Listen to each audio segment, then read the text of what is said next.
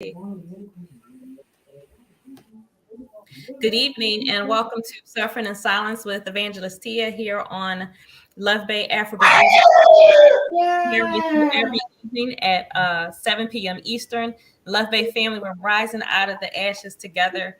Our topic on tonight, we're talking about suicide and domestic violence. We have with us our co-host for this evening is Deidre Donaldson. Deidre is a counselor with Laura House, and she's been with us previously. And our guest on this evening is Cheryl Burrell, my dear friend. Cheryl is an author, and she'll be telling us more about her books momentarily. Listeners, if you have any questions or comments for us, for our guest, for our co-host, you can email us at gmail.com. You can also text us at 437-778-3299. And also, if you have any resources that you would like to share with us on a national or local level from your community, local organizations, or your faith community, you can also email us at sufferinginscilencedv@gmail.com. With that, Deidre, you would take a moment and introduce yourself, or just say hello because you've been with us before. I have, again, thank you for having me, Tia. It's always appreciated, and whenever I can help, I will. Like Tia said, I have done some work with Lower House in the domestic violence area. For about 2.5 years, I did that. And yeah, I've been here before, so that, I guess. Yes, thank you. Cheryl, would you please take a moment, introduce yourself? Sure. Thank you for having me. I'm Cheryl Borelli, and I'm an author, and I am also a caretaker for my son who has autism. He's 24, and I'm sure you have already heard him in the background making a lot of noise, but he has a lot of vocal tics, so you will be hearing him as I'm speaking, but I'm blessed to be able to take care of him at home and to work on my writing and my advocating. I write about my experiences with domestic violence, and I also write about autism as well. Awesome. And so with that, we want to share your books. I have my copies already, listeners. So the first book of Cheryl's that I had is One Testimony at a Time, for those who can see this. And then Cheryl's second book is She Is Still Me, which is absolutely beautiful. So Cheryl, can you tell us where your books are available? Yes, they're available on Amazon.com. I self-publish. Okay, now you want to tell us what the books are about? I mean, I have the answers to these questions, but yes. So Tia and I have been friends for a few years now, and we met through the Domestic Abuse Project of Delaware County, and we were both had our books available when we met and wrote about our stories. I'm the survivor of a very abusive, toxic relationship that ended in an assault in my home. That almost ended my life. I decided after going through extensive therapy at DAP to write that book to try to help other women who were going through similar experiences, and share what I had been through, try to help them to understand what the cycles of abuse look like in toxic relationships, such as the one that I was in. After some time went by and the pandemic hit, and I was home alone with my son, and no one else. I had a lot of triggers that took place. I had a lot of time to sit with myself, and I realized that I didn't feel completely healed just from writing that book. I had to deep digger inside myself and try to find out where that came from. So I started to write more about my experiences that began in childhood and release a lot that took place in my life through the years and try to heal myself in that way as well. I didn't want to continue making those cycles with relationships, and I realized that I had to heal that inner child first. So Thank I you. decided to write this book. Yeah. But in And addition share to, I'm sorry, I was going to say, in addition to these two books that you've written, you also have written about and are still writing about autism, right? Yes. Yes. Yes. I wrote 3 books about autism, and they're my memoirs and experiences with my son. The first 2 being when he was a small child going into teenage years and becoming an adult. And then the third book I wrote about was what it was like to experience having an adult with autism during the pandemic and what that was like for us and the decisions that we made in our lives to make changes and adaptations for his life. And all of your books are available on Amazon, right? Yes, Amazon, yes. Okay. And your YouTube channel, you have a YouTube channel, right? Yes, yes. My YouTube channel is my name as well. I try to post a lot about my son and about myself. I try to influence people in a positive way to show my son's uh, progress that he's been making over the past few years after the pandemic, and try to encourage people to really celebrate those gains, no matter what's happening, or how severe on the spectrum or not that your child is, and what the reality of it is. Awesome. Thank you. And I also post about my book and the domestic violence posts. Yeah. I have a lot of posts that are related to my boxing fitness training, and that has been a good part of my healing process. Yes. So I want to share some resources, and then we move into our topic for this evening, which again, we're dealing with suicide and domestic violence. The first resource that I want to share, listeners, is Pastor Darius Daniels. He's the pastor of Change Church. He has 3 locations, New Jersey, Atlanta, Georgia, and in Florida, which are in the United States. His website is dariusdaniels.com, and his YouTube channel is Darius Daniels TV. We also have Befrienders Volunteer Action to Prevent Suicide. To find a helpline by country, you can visit their website, which is befrienders.org. And then we have the National Suicide Prevention Lifeline. Their website is suicidepreventionlifeline.org. Their phone number is 1-800-273-8255.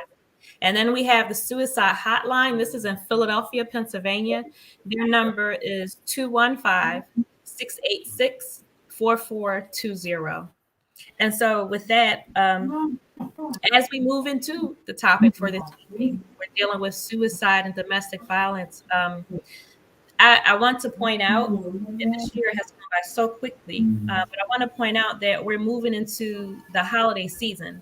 And just in general, the holidays are not the greatest time for a lot of people. And when you add it's a lot worse. So the holidays aren't cheery and hopeful and happy for a lot of individuals. This is an area where, not an area, but a season of time where individuals look at and face what they believe or feel is holiness. They may not have the family and friends to reach out to be with them, to have that warming feeling or atmosphere. And so you take that and you couple it with issues like domestic violence and sexual assault, depression, things that individuals may be dealing with. It's a bad recipe. So I just wanted to point out that we're moving into the holiday season, so we all should be mindful of that in some kind of way. We should be mindful of family and friends who may be having a difficult time. They may be alone, and reaching out just to say hello can go a long way. Just to say hi, how are you? I can say I've been getting phone calls since early October. Like messages, people been, just reaching out, asking me, how I am, what I'm going to be doing, just checking in on me, making sure I'm okay. And it hasn't been, I haven't gotten questions or comments about domestic violence. I haven't been asked about my ex-husband or anything like that. It's really just, how are you? What are your plans? What would you like to do? And I've received invitations to spend time with individuals. And that's really nice. I mean, those calls, those messages really, made me smile, because the holidays, it really is a difficult season for me at times. So I personally know the feeling. So just be mindful, just to reach out every once in a while. You don't have to create an entire party or whatever, but just to be mindful and just say hey, so with that, Cheryl, I want to go right to you. I want to start with you. When you sharing your viewpoint this evening, your thoughts, that you wanted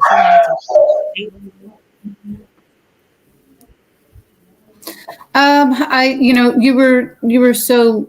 You were so amazing in asking me what I thought we should talk about this evening, and suicide prevention is very near and dear to my heart.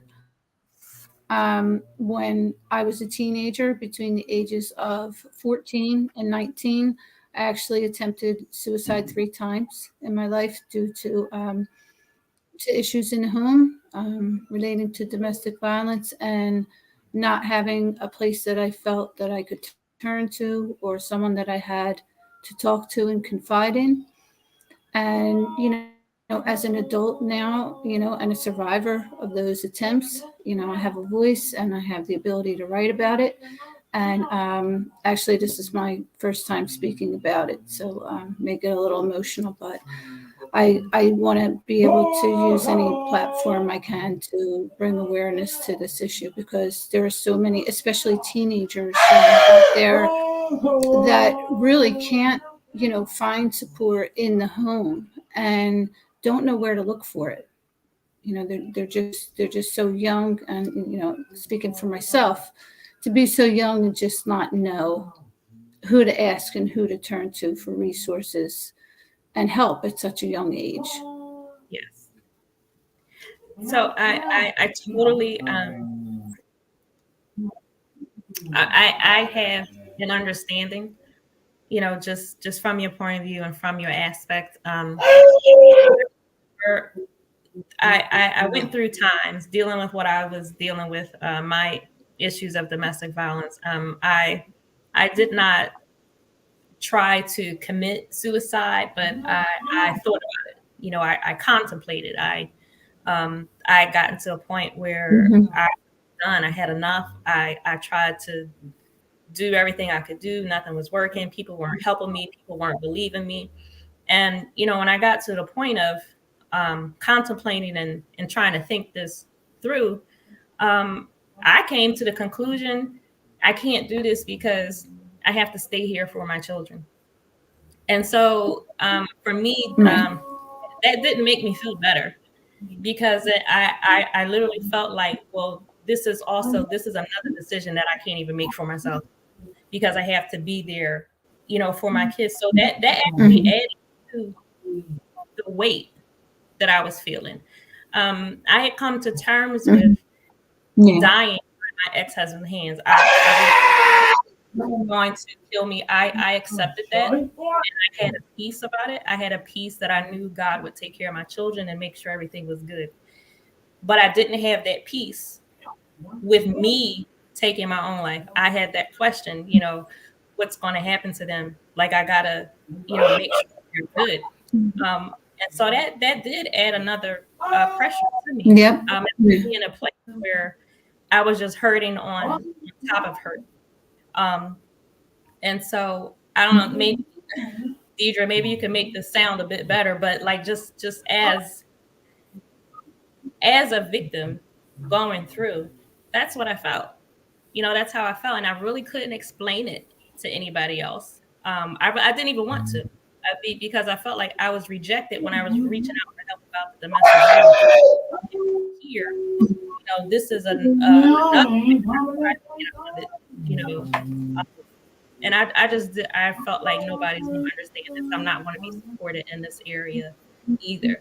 So it was really hard, when you're thinking of suicide, when this is a question in your mind, if this is a conversation you're having with yourself, that's not a good place to be. It doesn't, that's like, this is not a conversation I want to have with myself just because I want to. It's really bad feeling, and I couldn't see past the moment. So, Deidre, maybe if you could expound on that. Now I can see it was a temporary situation, because eventually I was able to move through it and get through it and move on. But that temporary situation was very hard and very hurtful, and I was contemplating a very permanent decision, in that temporary hurt. If that makes sense. You're on mute, Deidre. There you Yeah. go. I think that individuals who are experiencing domestic violence, it's a common theme that suicide is something that they contemplate because they feel like there's no other way out. And you touched on this, Tia, and you said, you tried different ways and nothing was working. So this is what you began to think about. And I think that's a very common thing. It's generally with people who are experiencing domestic violence, this is a reoccurring thing. Sometimes it's daily, sometimes it's weekly, but it's happening so frequently. You're trying so much, reaching out, you're talking to friends, they're just telling you, oh, it's just, stick it out, things like that. And it's like nothing is working. So people feel like they have no out. And also you touched on the fact that I think a lot of reason why a lot of people don't take that route is because they have children. And their thought is, well, I have to stay here for my kids. Which also I agree with you, it adds to you because it then makes you feel as if like there's no decision you can make for yourself. I don't know if you guys have heard of the Rachel and Troy Foundation, but Rachel was an individual with violence, and she ended up taking the life of herself and her child at the time. She thought that there was no out for her. She thought that that was the end in the beginning, and there was nothing else that could be done. And it is it's a very tough situation to be mentally, physically, and verbally abused, but you're also dealing with your own mental health where you feel like because of the things you are enduring, your life is no longer worth it. You no longer need to be here and things like that. And it's a very hard space to be in because it's so many different emotions to process at once. It's people don't oftentimes see the line between the two and how one leads to the other, but it's very common amongst domestic violence.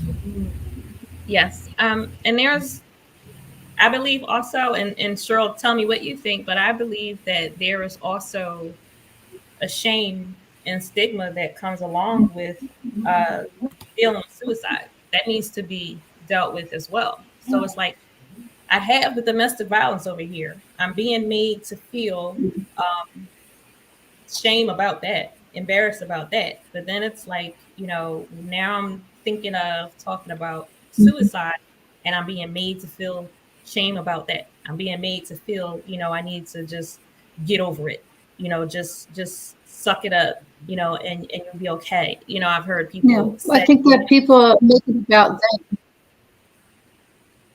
I'm sorry, say again. Yeah, I think sometimes people make it about them. Yes, When you talk about what feeling as though you want to commit suicide, and then it's, well, why would you want to leave me? Why would you want to hurt me like that? Why would you want to do something like that? And it's not about them. It's about how you're feeling. You're feeling that there's no reason left for you to be on this earth. It's about not being happy inside yourself and your own life, not wanting to leave other people. Now as an adult, of course, my son is 24. So for 24 years, he's given me a purpose to open my eyes. He needs me. And I know that no matter what it is that I was going through, I had to be there for him. Um, but in a child's mind and point of view, when you're growing up in a home where absolutely nothing that you do is good enough, you're constantly put down. You're made to believe that you're not worth anything, and you believe those things because that's your environment. And you don't see any reason out there or any purpose for you to continue trying.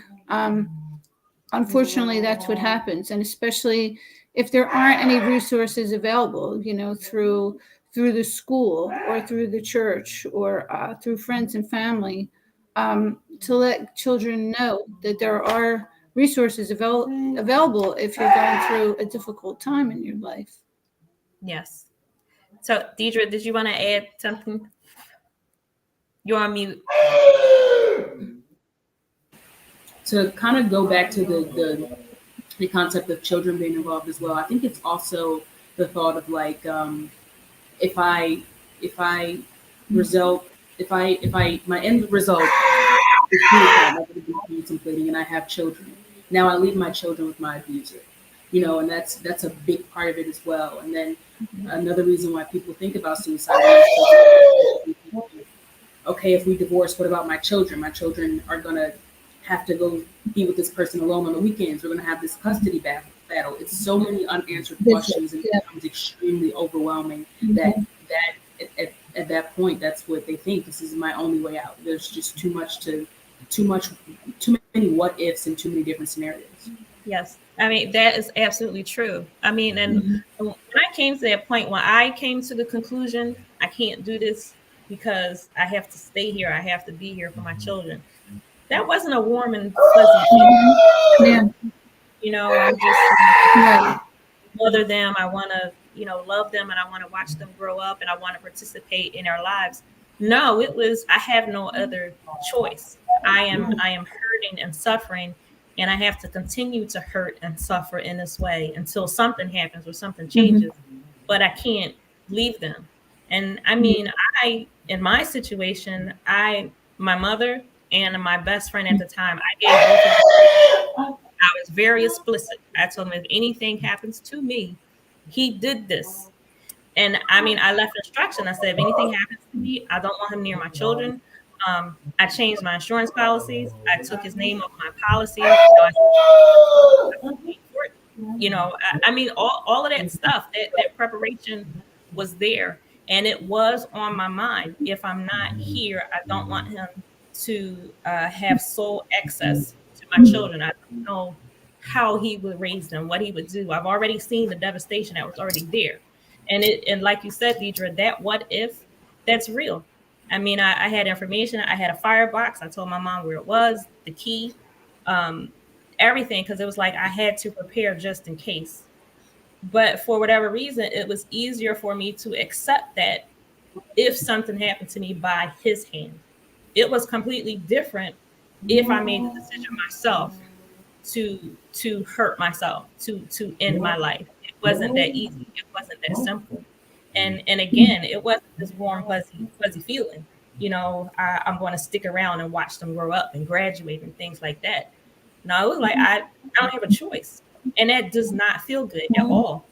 And Cheryl, to your earlier point, people do make it about them. I mean, that was another thing, that surprised me when I got to that point. Started having these conversations. It was, would you leave me? Would you be here for me? It was like, and at the same time, I'm like, well, you're not here for me anyway, because I'm in the situation that I'm in, and you're not helping me out of it. But you want me to stay and suffer. Why? Just so and you're not expressing concern, and you're not doing anything to help. Yeah. That's a real thing. And then the judgment from other people. I mean, I've heard people say, dealing with issues with, they've seen family members who, either contemplated suicide or actually tried suicide, and their response was, "That's the easy way out." No, it's not. That's not an easy way out. There are all kinds of comments that are made, and then you deal with the truth. You want help, you want security, you want safety, and you're met with just go home and pray. The same thing, the same responses that I got with dealing with domestic violence are some of the same responses when you're dealing with suicide. Just pray about it and you'll be okay. No, there is a level of depression that comes. Yeah. There is a level of mental and emotional hurt and pain that comes where it's not enough to pray. And I can't tell you how many times, Exactly. I've been told, weeping endures for a night, but joy comes in the morning. You know what? That is scripture. I believe in it, but you don't know how long my night will last. And you're not with me in my night. And it's really something to be in your night, and you're crying tears and you have a pain that nobody can help you with, but they're judging you while you're going through it. And that compounds the situation. Exactly. That makes it worse, and that will push a person further into the shell. That will keep a person where they are. Well, it makes you want to isolate even more. Yes, to where other people did Yeah, not it makes help you me. want to isolate even further because you feel so misunderstood. Yes. And so, like, whereas I could reach out to Deidre and talk to Deidre, and she would understand and know, because this is what she does. This is her profession. But family and friends, and Deidre, I would ask you now, I guess, what advice you would give to family and friends, because sometimes they love us, but they say the wrong things, and it's not always intentional. It's not always intentional. But practical steps that you should take, and there are just some things that you just should not say. So on that point of family and friends, what would you say? I think the biggest thing that we stretch in this field is trauma informed care. And I think that just regular everyday people should take that into account as well. It doesn't matter what you do for work. It doesn't matter if you work at McDonald's, because you don't know what somebody's going through. You don't know what one thing you can say that could be the one thing that just ruins everything for them. So I think handling every individual you encounter with trauma informed care is very important, especially if someone's coming to you and telling you something extremely vulnerable to them, that they're being abused and they don't know how to get out of this situation. They're literally crying to you for help. Your opinion, essentially. They're not asking for your opinion if they should stay. They're not asking you that. They're not asking you, oh, what you would do if you were in the situation, or things like that. They're just asking you, how can I get help? How can I get help? If you can't provide them with resources, it takes 2 seconds to Google, domestic violence resources near me. That's all you have to do, essentially. Give them the resources, listen to them.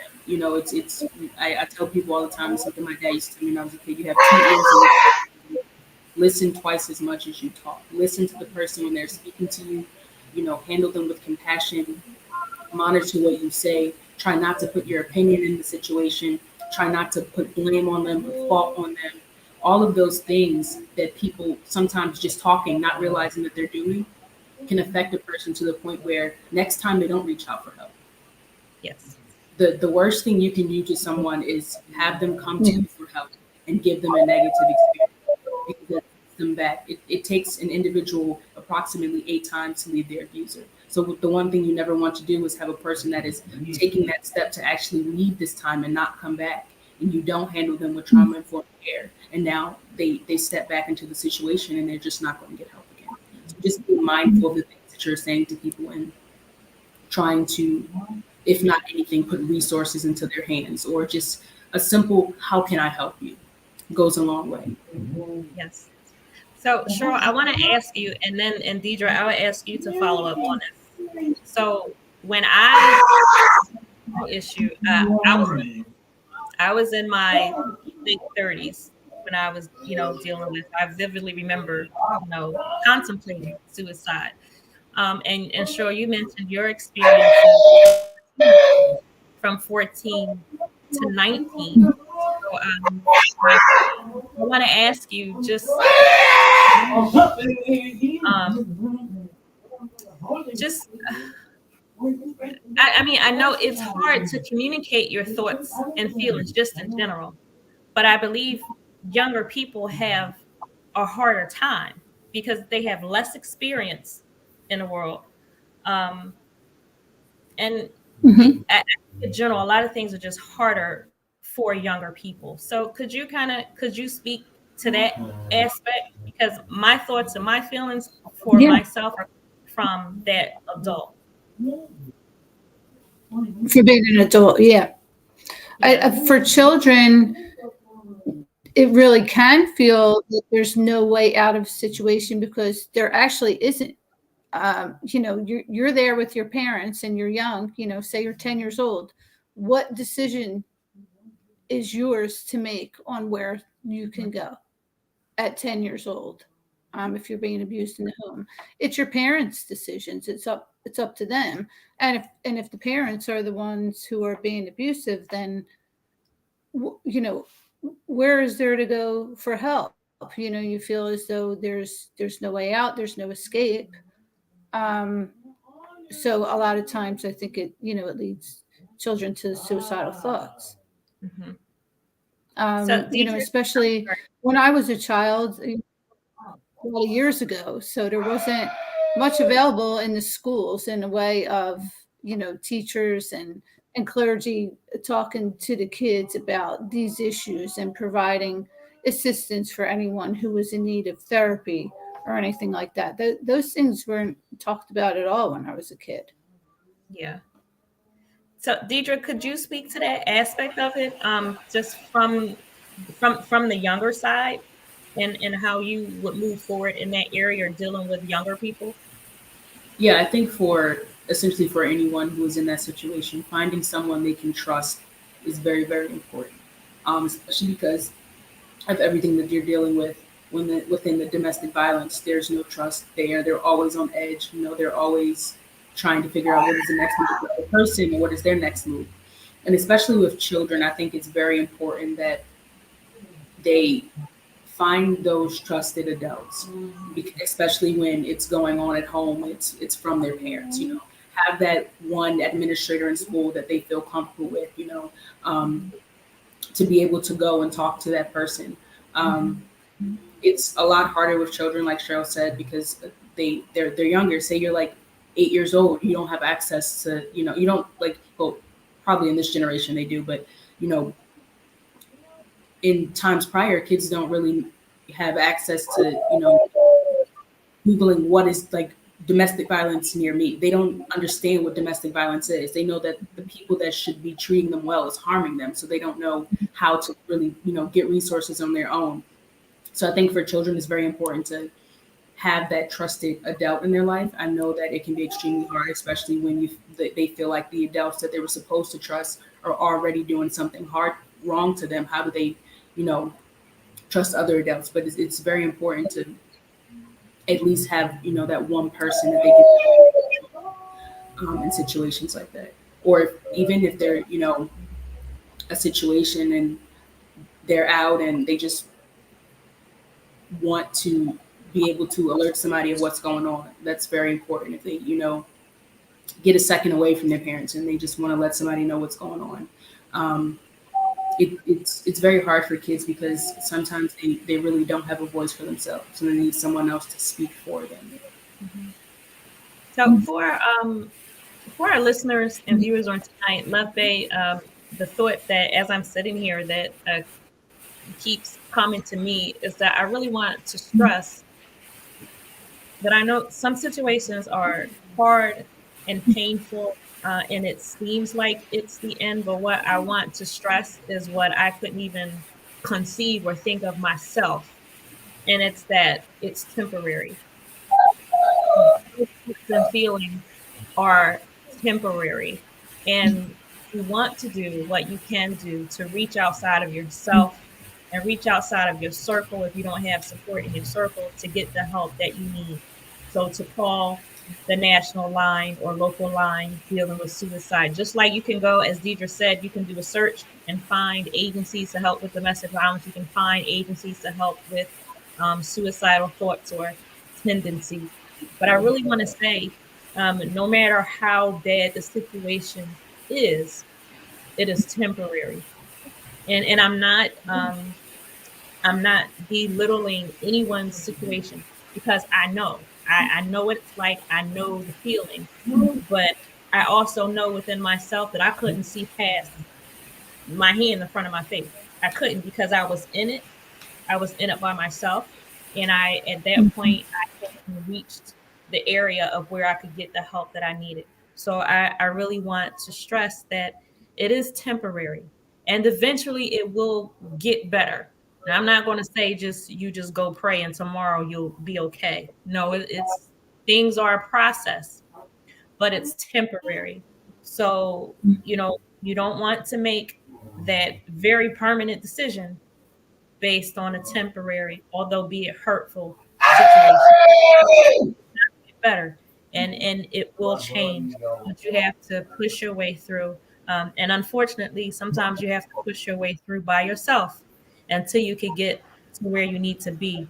Um, and for those who are on the side of uh, to be that listening ear, the family or friends, I really want to emphasize what Deidre said, to listen, because it's not always about our thoughts or our opinions. And I also want to say, when someone comes to you and maybe you have responded to them in a wrong way, acknowledge it.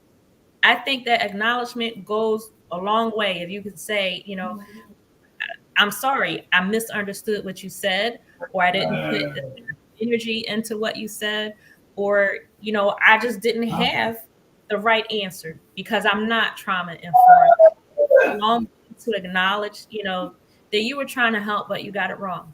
I didn't do this on purpose. I didn't say this on purpose. I really was trying to help, as opposed to you hurting someone even deeper or further, and then you acting like, you know, they're just supposed to move on, because it doesn't work like that.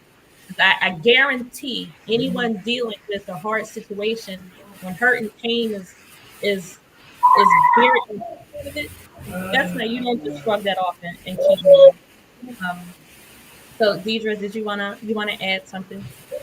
Yeah, to go off what you said about, if you say something wrong to someone, acknowledging it. Also, don't feel like you need to have the information in front of you. It's okay to say, I don't know what to do, and then try to figure it out. It's okay to, not everyone knows all the answers, what to do or what's next, but trying to figure these things out and saying, like, I don't know, but I'll go look into some things for you and I'll get back to you, goes a long way. It gives the person hope that, okay, the next time I talk to this person, maybe they'll have some positive news for me. So it's okay to say, I don't know, and then go to actually research those things. Absolutely. Cheryl, I want to ask you: is there, hindsight is always 2020? Is there anything that you know now that you have experienced in your later years of life that would have helped you previously, that would have helped you earlier? Uh, I think other people that I've reached out to, not giving up on me. Anytime that I spoke out to anyone, people just don't want to get involved. Um, Especially, when you're a kid, they don't want to get in the middle of a family's business. Mhm. So I think what would have been helpful is, like if someone said to me, well, you can't come and live with me right now, but I can help you uh, get to church and talk to a priest there, or I can take you to a school counselor, and see if they can be of assistance to you. Just trying and letting someone know that you care and that they're listening to you and that you're being heard and not ignored, and put to the side, and then going back home with those same feelings and thoughts and feeling as though you're not good enough for anyone to care about you. I think, just that would have been very helpful to me as a child, just feeling as though somebody would have taken that little bit of an extra step for me and said, here's someone you can go to talk to. Here's some information. Yes. And so I would ask you, and Deidre as well, I ask you first, Cheryl, what would you say to any of our viewers or listeners who may be in that situation right now? What can you say? Wow, I just I just I feel a lot right now. I really do. I really feel a lot in this moment. Personally, because I know this is just not an issue to be taken lightly. It really isn't. There are so many people who will not say what they're thinking, what they're feeling, and what they're going through because of the backlash that they believe they may receive. But viewers and listeners, Love Bay, I just want to say every program that we do, and especially on tonight, that we all, this is heartfelt. And Cheryl and I, like, we know from experience. So I want to say, you are important. Your life is important. Whatever struggle you may be dealing with right now, we are not overlooking you. I may not be able to get to you right now, but I want to say to you that you are important. Um, and I'm sorry for the hurts and the pains, that we have to deal with at times. But again, that hurt and that pain, it won't last. We have to do what we need to do to get through it. But Cheryl, I would ask you what to any individual dealing with, this issue on tonight.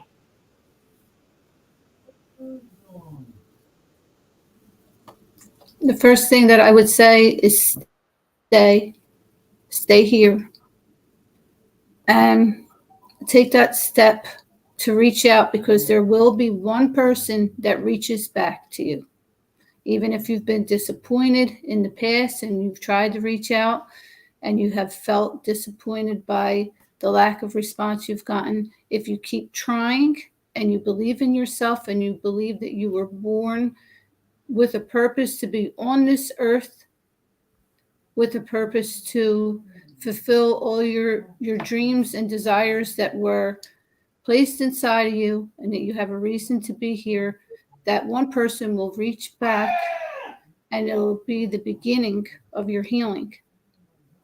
Healing takes time and a process, and it's different for everyone, but finding the tools out there that are available and that will lead you to get to where you need to go, you can do it. Thank you. And Deidre. If I could leave the listeners with one thing, is that I can't tell you when it'll get better. I can't say it'll get better tomorrow, 2 days, or even 2 weeks, but it does.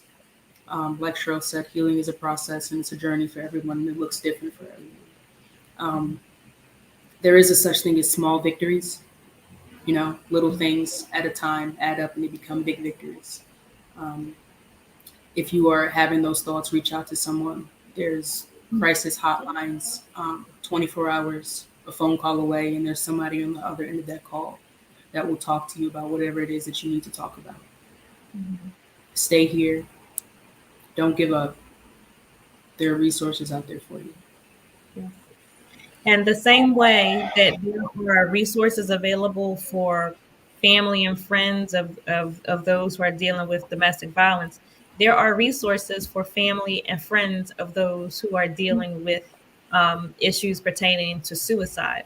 So if you are wanting to help a family member or a friend and you want to do it the right way, or if you need support for yourself, because it can be hard to watch an individual go through a situation and you can't do anything about it, you also can reach out and call hotlines, websites, and the agencies to get assistance. And I encourage you to do that as well. And as Deidre said earlier, it's okay not to have the answers. It's okay to say, I don't know, but I find out. I don't know, but I'll sit here with you. I don't know, but I'm here. So there is a light. Sometimes it takes a while to be able to see that light. But I just want to echo the words of Deidre and Cheryl. Don't give up. You are important. And what bothers me may not bother you. What you think is insurmountable, I may look at it and say, to me, that's not a big deal. If something is bothering you, if it's weighing on you, then it's important. No one has the right to belittle anything that you say or do, any way that you feel. It's okay. Now, we do have to get to that point where we are managing our thoughts and our emotions in a healthy way. We all need to grow to a maturity, but it's okay for me to feel what I feel, to think what I think, and to process it in my way. Nothing is too big or too small. It's not. And sometimes, you just need to talk. You need the right listening ear and to be able to talk your way through a situation. But nothing is too big. Nothing is just out there. Nothing is off the table. If it's important to you, if it's bothering you, then it means something. You should have the opportunity to work through that situation. And I want to point out, as I was talking to Cheryl before the program started the other day, I was speaking to someone and we were saying how usually when we're dealing with domestic violence, that is never the only issue. So there is a lot on people's shoulders. I minister to individuals, I counsel and help individuals, and even myself in my own life. Domestic violence was not the only thing that I had to deal with. Some people are dealing with domestic violence and they're dealing with health issues. Some people are dealing with domestic violence and they're helping elderly parents. Some people are dealing with violence and they have children who are disabled. So life can be a lot. And even when abuse and trauma aren't in a picture, life itself can be a lot. And sometimes you just need to sit and talk. And so I advocate for counseling. Even if you think that everything is going well and you have everything together, I advocate for counseling because counseling can be a great thing. Um, and so, sure, I would ask you if counseling played a part to help you get to the stage where you believed and where you felt and perceived that you were in a healthy state. Absolutely. That was my first step when I went to DAP and started to receive counseling there. I began to learn about myself when I was there. I looked at the power and control wheel that they gave me, and I couldn't believe it was something that was on paper. I looked at every category on there and realized that throughout my life, beginning in childhood, I had been through every single type of abuse that was on that wheel. So getting that education through the counselor, um, learning about me, learning how to change my thought patterns um, to positive thought patterns as opposed to putting myself down all the time, learning what healthy relationships do look like, um, getting my trauma out of myself and talking about it and having someone with a sensitive ear who cared about me and giving me tools for self-care afterwards to continue with, because this isn't something that ever goes away. It's a part of me forever. Right. So I had to begin, with the counseling and get those tools so that I could stay balanced throughout the rest of my life. And I still, have counseling sessions when necessary at times. And, there are some times where, triggers will come up and I need to talk to someone. It's lifelong. So for anyone out there, don't ever be ashamed to or embarrassed to reach out and say, I need therapy.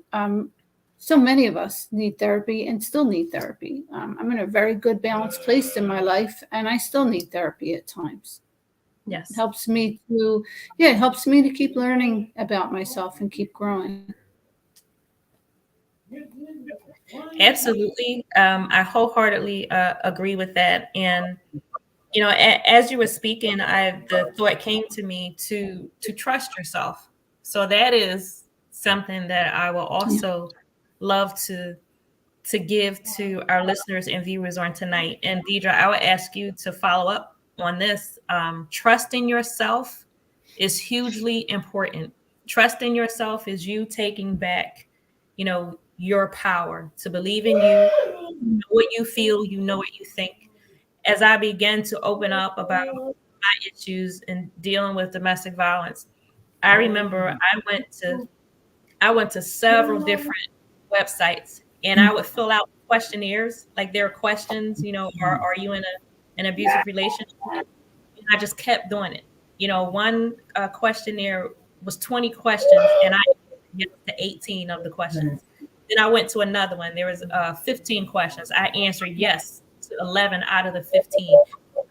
Another one had 10 questions. I answered yes to 8 out of the 10. But I kept doing that. It was like I was trying to convince myself of what I already knew, and what I already felt. I didn't want to face it. I didn't want it to be true.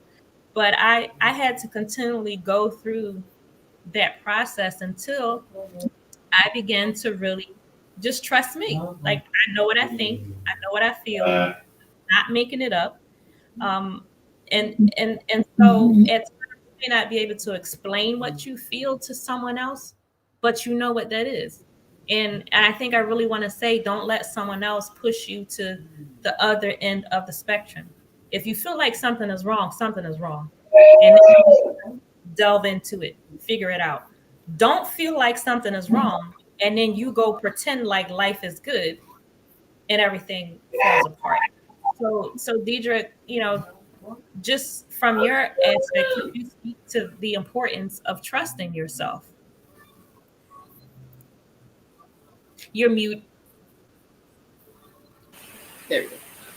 I think it's very important. Generally, if you have a feeling, I feel like you said, like you were looking up surveys. I feel like if you have to take that step, 9 times out of 10, you're in a domestic violence relationship. If you think it, if you feel it, 9 times out of 10 it's true.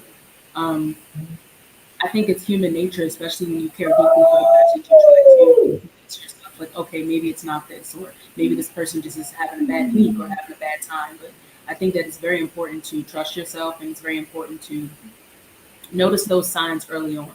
I think that things generally, if we're talking about the cycle of abuse, progress slowly. So there are small things that oftentimes when you're in the honeymoon phase and you're getting to know someone, that you ignore for the thought of just wanting to see where it goes. And sometimes not ignoring that and not wanting to see where it goes is the better option.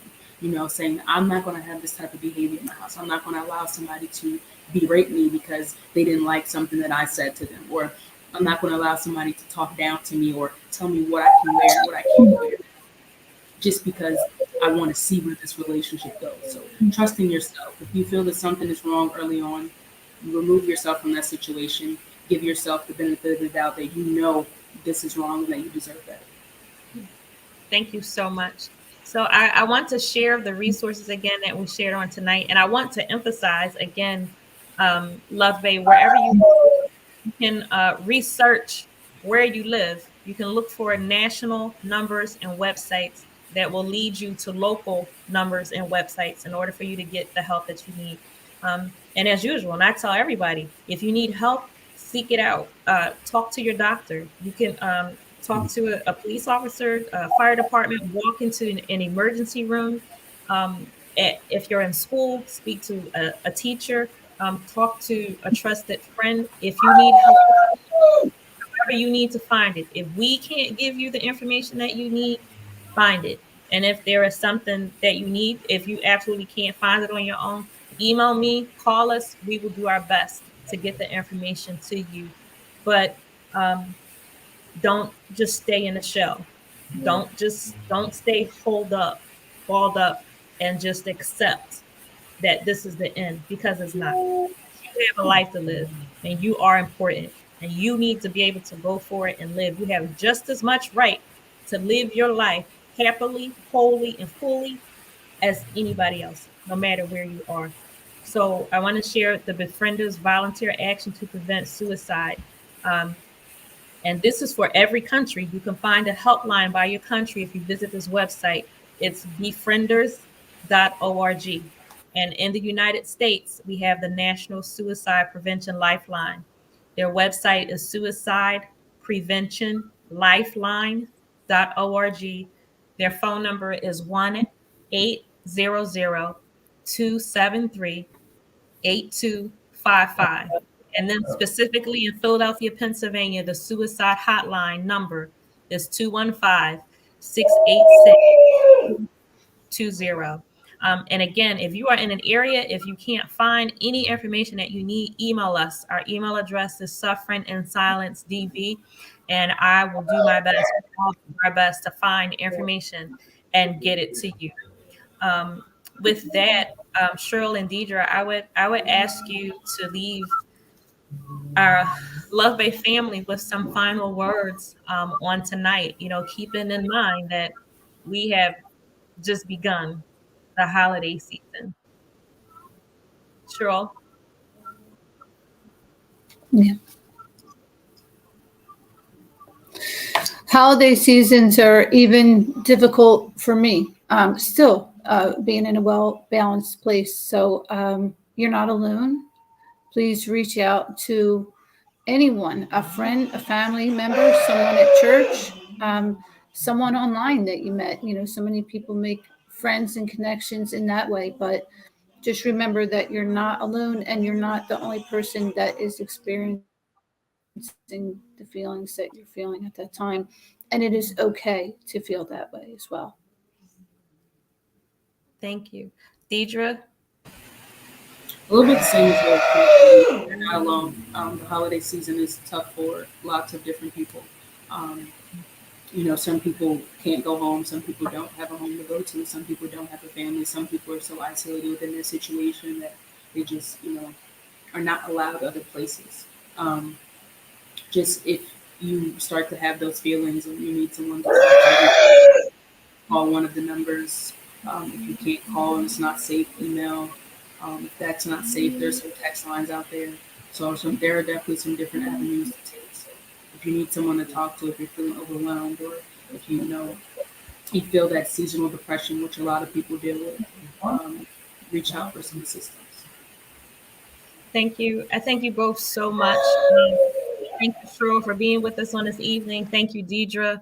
Again, Love Bay, I echo everything Thank you Cheryl and so much. mentioned. Yes. We love you. We are here. Again, you are important. You are loved. I may not ever see you. I may not ever meet you in person, but you are loved. You are important. Your life is important. Whatever you do, whatever you think, whatever you feel is important. And nobody can take that away from you. We all have to manage our own lives however we see fit. And you have the strength and the power to keep doing that. So we really want to encourage you on tonight. It's not over. It is not over. And we're going to keep living our lives, and we're going to keep rising out of the ashes together, one day at a time. And I love the phoenix, because when a phoenix gets to the end of its life, a phoenix will burst into flames and rise out of the ashes and start living again. And we all have that opportunity to start living again every day. If you are here, you have a purpose. And I really, really just want to encourage us all in that. If you want to catch up on previous episodes from our program, you can visit our YouTube channel, Suffering in Silence DV. We thank you so much for joining Suffering in Silence with Evangelist Tia on Love Bay Afrobeat Music Talk Radio. We're here with you every Friday evening at 7 p.m. Eastern. And Love Bay, we want you to remember that we are rising out of the ashes together. Good evening.